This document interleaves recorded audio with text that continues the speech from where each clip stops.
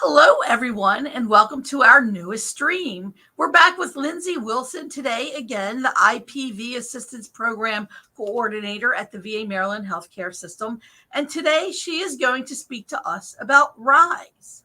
So, welcome, Lindsay. Thank you for joining us today. And we are all interested in learning about RISE, which I am assuming is for people who are victims of domestic violence. Yes. Thank you again for having me. So, RISE stands for, because it's an acronym, like everything here, it's recovering from intimate partner violence through strength and empowerment. So, it's kind of a mouthful, so we just call it RISE, but it is for people who are currently experiencing intimate partner violence or recently experienced intimate partner violence. So, what can you define what interpartner violence looks like? Because a lot of people think of, those TV things where someone's bruised and battered. But in my reporter days, I did cover domestic violence and learned that it actually was a whole lot more than that. So, can you define um, domestic violence, maybe point out the signs of domestic violence in case people don't know, Sure, and let us know absolutely. how RISE helps. Yeah, so intimate partner violence, like you said, it's sort of a whole range of behaviors. I think we think often of physical violence. And I'll just say before I get more into it, I think sometimes we use intimate partner violence and domestic violence interchangeably. Often they kind of mean the same thing. Broadly, domestic violence refers to kind of things that happen in the domestic sphere. So it can include intimate partner violence, but also like child abuse, elder abuse. Intimate partner violence, you don't have to like live with someone. You can just be dating too. So there's a lot of overlap. So people use them interchangeably. October is Domestic Violence Awareness Month. So just to avoid any confusion. But intimate partner violence or domestic violence can include also, in addition to physical violence, there's psychological abuse. So sometimes people use verbal, emotional abuse, stalking behaviors, sexual abuse, or coercion. It's something that can really happen to anybody. I think that we maybe often particularly picture women as the people it happens to, right? That men are doing this to women, and that happens a lot, but that's not the full extent of it, right? We have a lot of people who are men who might be experiencing abuse from female partners. We have a lot of people who are in same-sex relationships who experience abuse. It can happen to people regardless of like age, race, socioeconomic status. And it can be something, for some people, it's something that happens like every day and it can be really bad. For some people, it's something that maybe happens on an episodic basis or just when a partner drinks or something like that. So it can look very different. There's sort of a wide range, but generally it's really physical, sexual, psychological violence, stalking behaviors, those sorts of things that's coming from an intimate partner. So maybe a spouse, someone you're dating, something like that. So it wouldn't actually be like siblings or anything like that. That would fall under the domestic violence umbrella. Correct. Correct. Yeah. And our program specifically focuses on kind of like the intimate partners, like dating, spouses, that sort of Okay. thing. So the relationships that have a romantic component to them. Yes. So how does one recognize whether one is experiencing IPV, especially when it's subtle? It's subtle Yeah. always in the beginning. So how does one recognize that psychological abuse or manipulation or gaslighting? So there's definitely some like red flags and warning signs. I think if you're seeing behavior from a partner that they're maybe trying to isolate you from other people, from your friends or family, that can be a real red flag. They're exhibiting controlling behavior, so trying to maybe make decisions for you that should be yours to make about where you're going, who you're spending time with, what you're doing. Um, Sometimes being really hypercritical. Sometimes if they have an outburst or get angry, they might blame you for it, things like that. Sometimes threats, and they don't have to be intense threats, but like, if you don't do this, I will do this. Sometimes they might be excessively jealous, want to know kind of who you're with, who you're talking to, want to maybe look at your devices, know where you're going. They might try to take control of finances.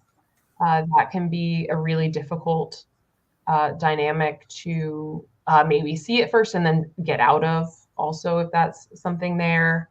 And I think sometimes, if you have someone that's trying to like talk down to you, insult you, humiliate or embarrass you in front of other people, I think those are some signs.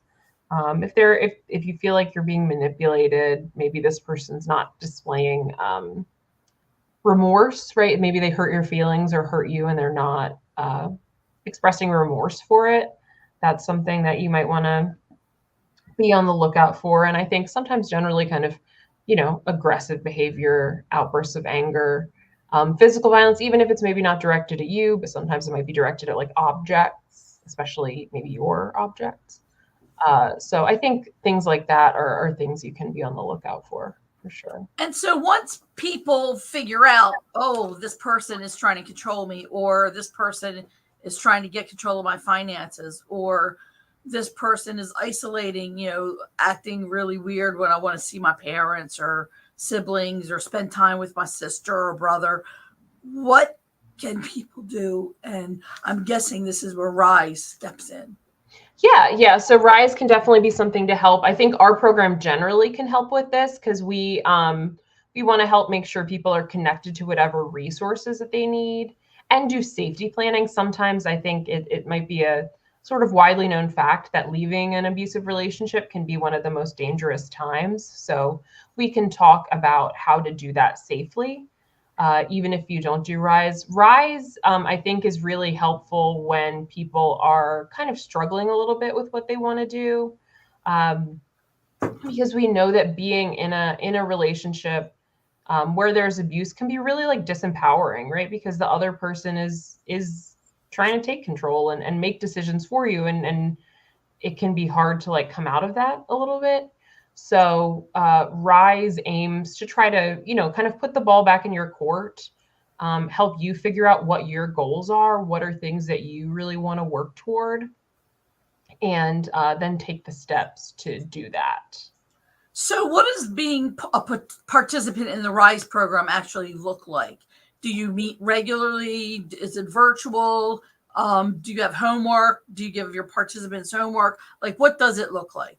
So it is RISE is individual, and right now I am the one trained staff member here, so you will meet with me most likely. I tend to meet about weekly with everyone in the program. Obviously, sometimes things come up and we might meet like every other week, but usually I meet about weekly with folks. There is a manual we like go through depending on the topic they choose, and I can go over what those are. We kind of walk through some material and talk about how it applies to them. There's not really homework, although at the end of each session, they do set a goal of something they want to work on, usually related to the material that we talked about. And then when we meet next, we kind of check in on like, is that something you've been able to work on? How is it going? What do things look like? So not specific homework, but kind of more general, like, we set this goal and we'll check in on progress toward it. So for those spouses or significant others of people who are using violence or trying to gain control, and let's say they don't want to separate, they just want to make things better. Is that possible through the training and education with RISE to be able to call someone out when they're trying to be controlling or to stand up to a person, or does that escalate the situation?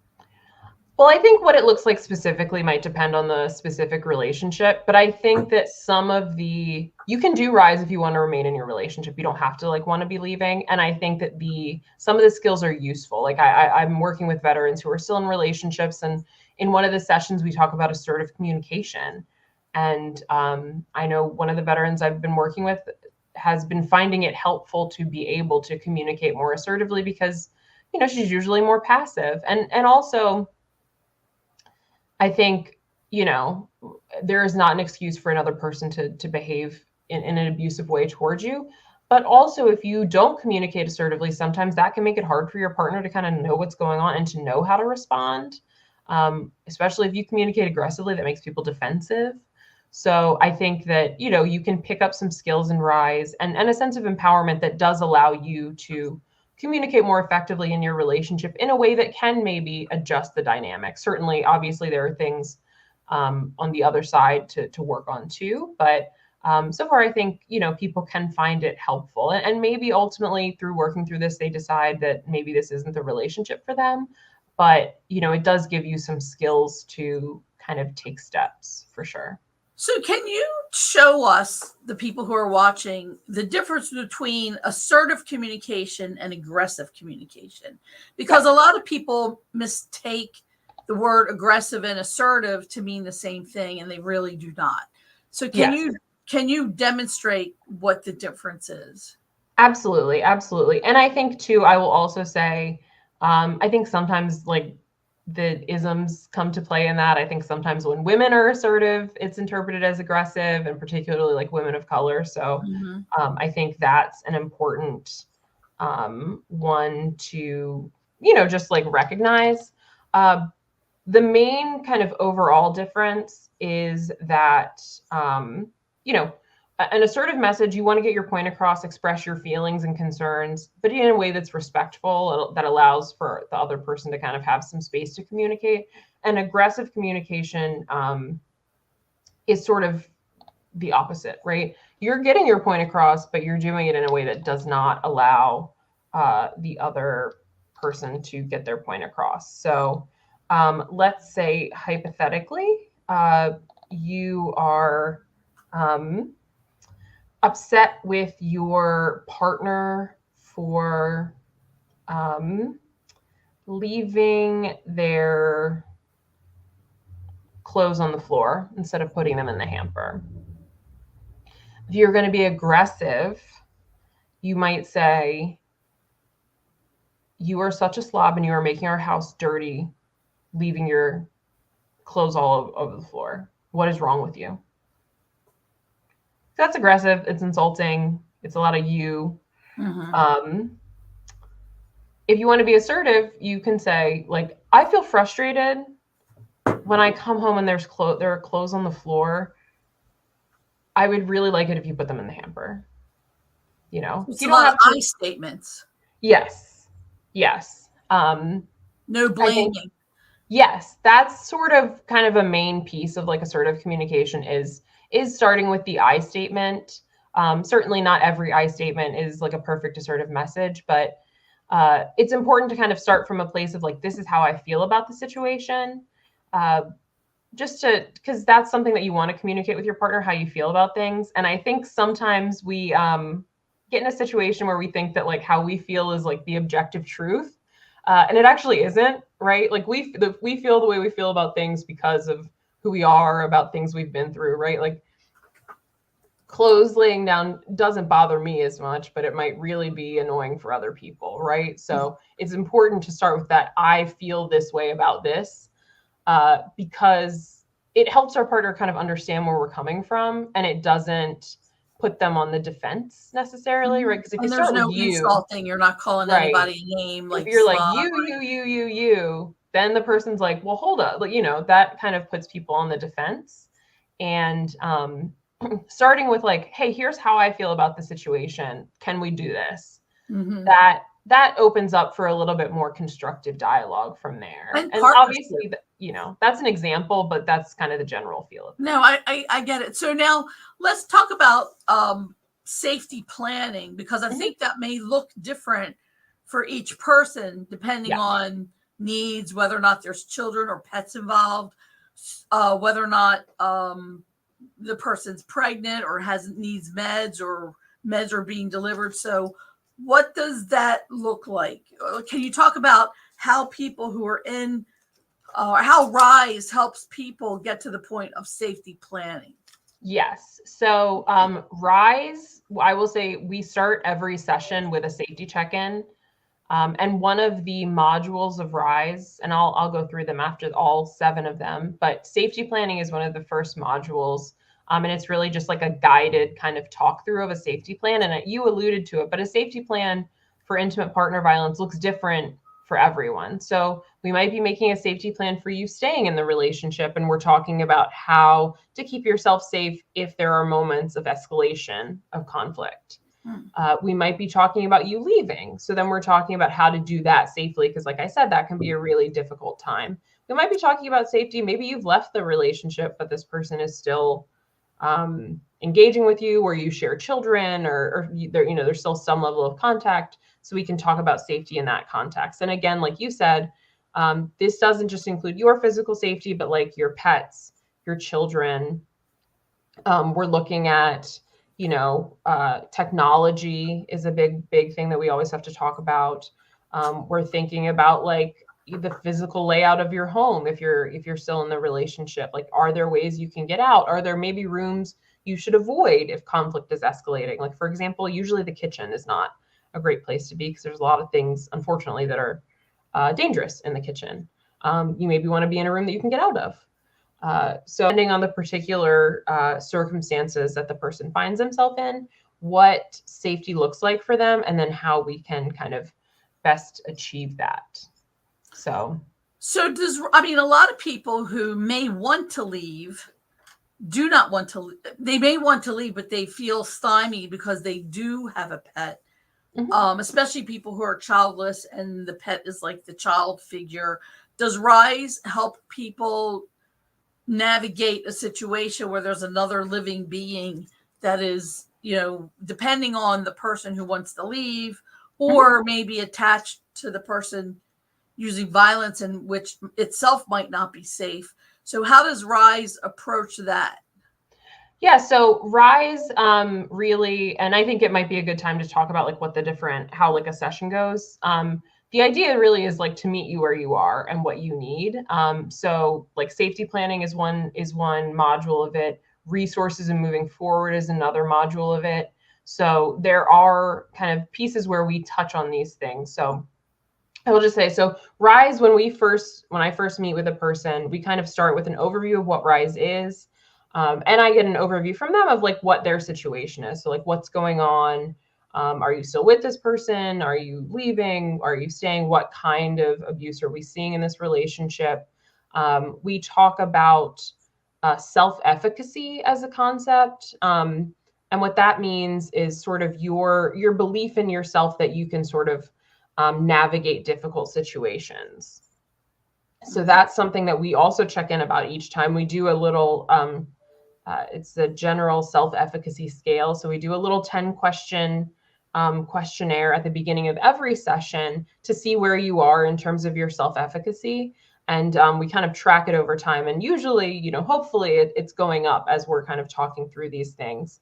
Once we do that, as I mentioned, we always do a safety check-in, and then the whoever is participating gets to choose which module we talk about that day. And there are 7 modules. So the cool thing about RISE is that it's very flexible. So maybe there's only like 3 of the 7 that you want to talk about. So then we only need to do 3 sessions. But if you want to talk about all of them, then we can do 7 or 8 sessions going through all the material. So it's very flexible. What the different modules are. So the first one is safety planning. That's kind of what we talked about. We walk through a safety plan depending on your situation, including children, pets, technology, etc. There's one that's about the health effects and warning signs of IPV. So in that one, we talk about all the different ways that experiencing intimate partner violence can impact your health physically, mentally, socially, during pregnancy, children. We talk about different warning signs and red flags to look for in relationships, which are some of the ones that we just talked about earlier. And that's also where we get into the assertive versus aggressive communication. So that one tends to be a longer one. There's a lot of material there. There's a module on improving coping and self-care. So, how can you take care of yourself? What are some relaxation strategies?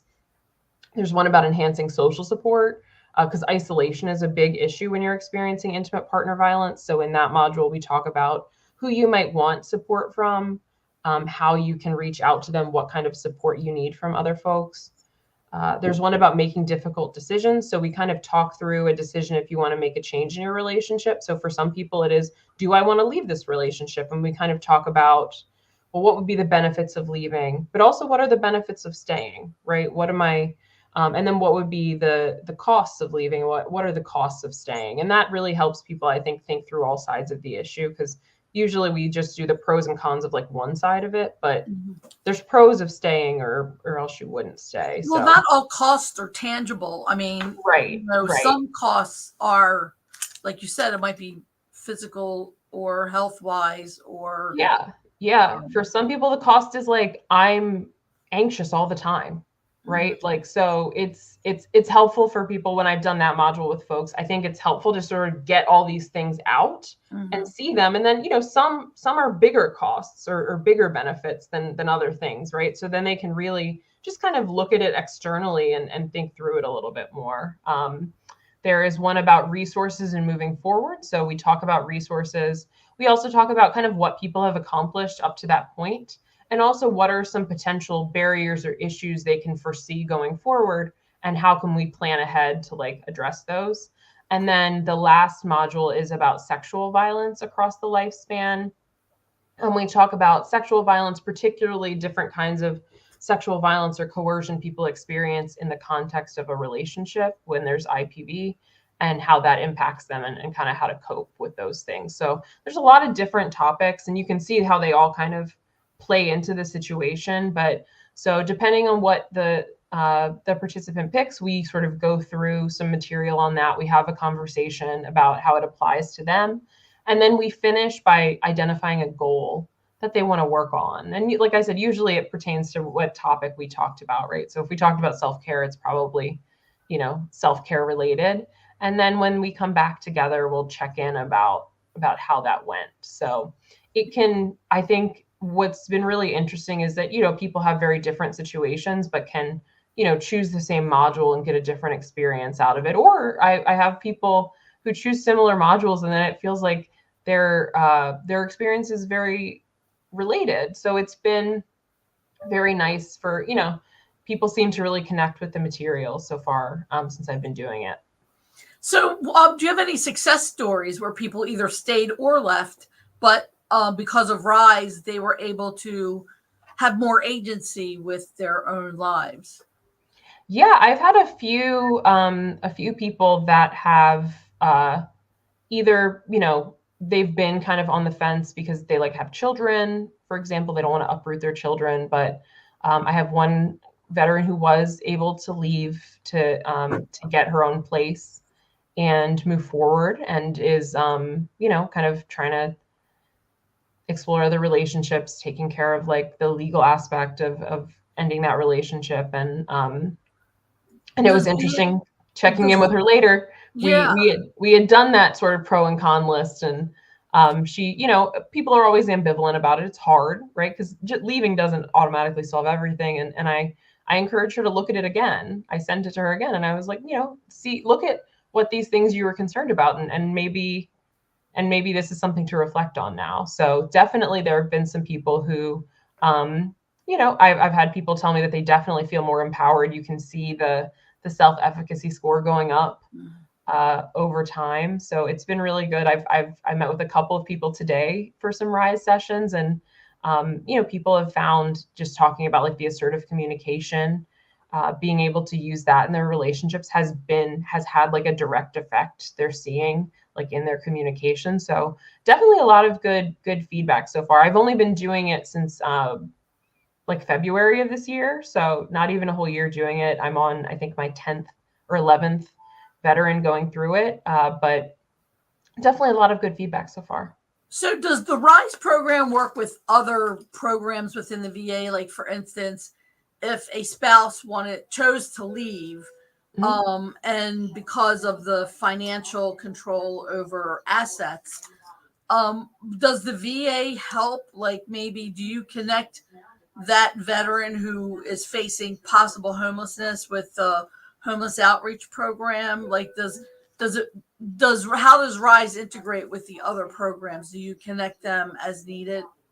Yeah, absolutely. So RISE is kind of more of like a counseling program. So I think My job generally is to connect people to resources, so I always do that. But definitely people doing Rise as these issues come up. So like, for example, the one woman I talked about who left, she needed some help affording it. So I connected her with the SSVF, or Supportive Services for Veteran Families. For some people, it's shoring up finances, so they need help applying for benefits. So connecting to veteran service organizations.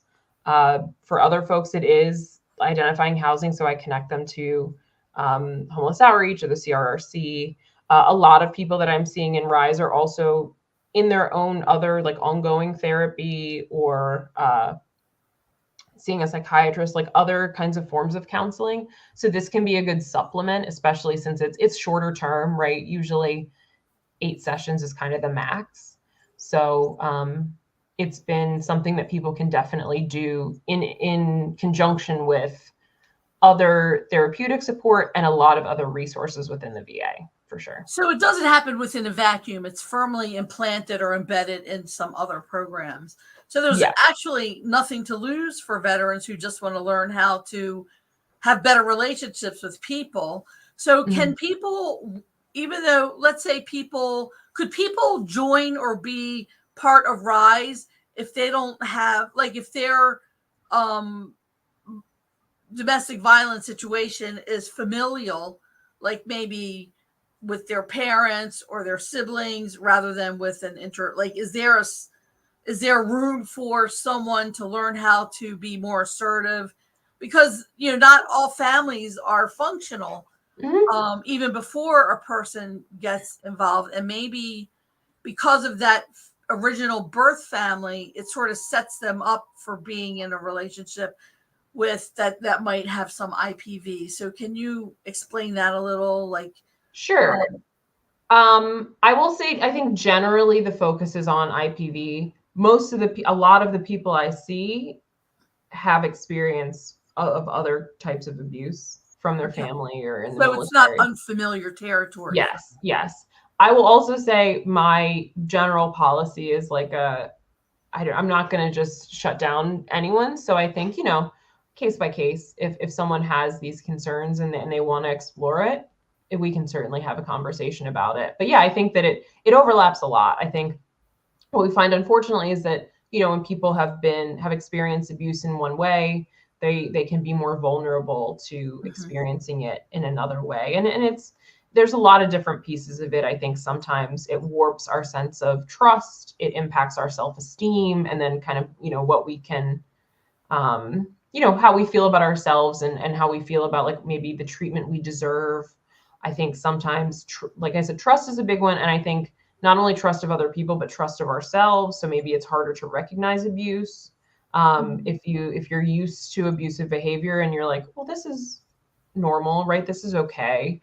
So I think it can sort of like shift your understanding of like what's okay. So there's lots of different reasons, but it is unfortunately something that we often see, that people who have kind of maybe experienced one type of abuse may be more vulnerable to another one too. So how can veterans, like if veterans wanted to be part of the RISE program, can they self refer, or do they need to rely on a referral from a PC primary care provider? Like, no, they can. There's kind of no wrong door to get to RISE. People can definitely self-refer, and I think we've shared my contact information. We'll share it again. You can talk to myself or to my colleague Caitlin, and we'll kind of talk about if RISE is appropriate.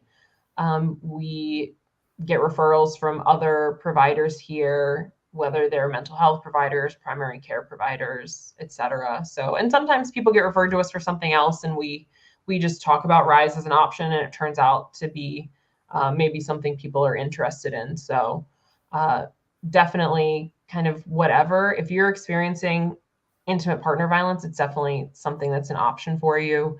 As we've mentioned before, screening is something that we're trying to do in a lot of the clinics. So like when you come for primary care appointments, you should be getting asked some questions about your relationship, and just know that like if you do say, I am going through this, there are options like RISE that are here to offer you support. We're not just asking you to ask you that we do want to really offer support.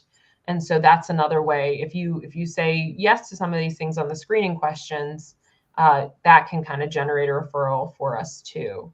So lots of different ways to get to us, and we certainly are kind of open to whatever way people find their way. So what is the what is the one finally, what is the thing that you want veterans to know about IPV and RISE?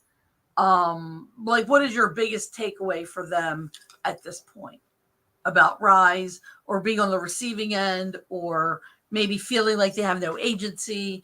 What do you want them to know most? I think that sometimes a barrier for people to disclose that they're experiencing IPV is that they are worried that people are going to tell them to leave or tell them what to do. And that is not my goal ever.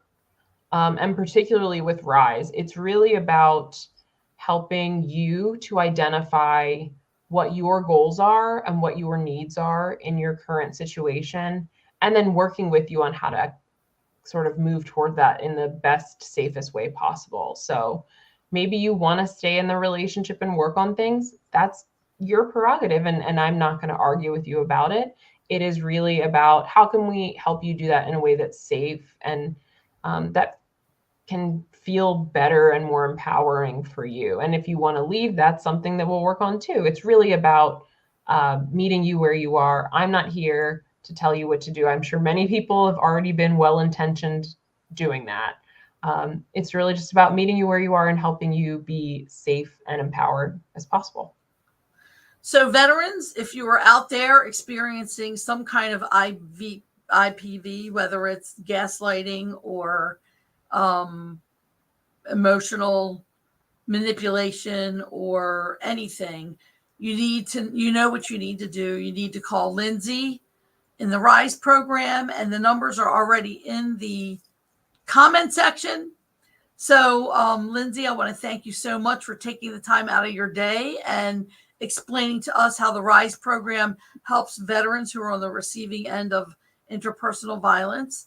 And we hope you'll all call her or Caitlin Savarese. If you're having issues, it takes a lot of courage to call for help. So take that step. And we say bye for now. Ciao. And thank you so much, Lindsay, for doing this. Bye-bye, everyone. Thank you. Bye-bye.